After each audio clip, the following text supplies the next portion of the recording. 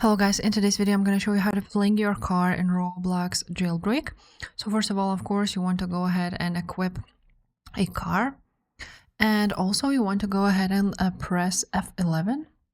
For me it is F11. Basically you want to minimize your screen. So you would see this white bar of Roblox at the top. Now in order to fling your car, you want to use the keys W and A or W and D. Just select to which side you want to go ahead and drive.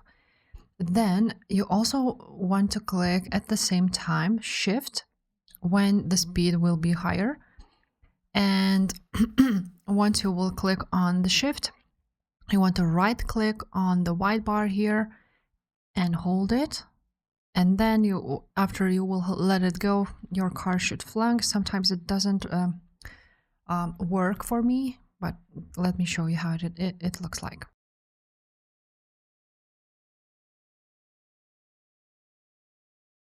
As you can see, the car is flying now.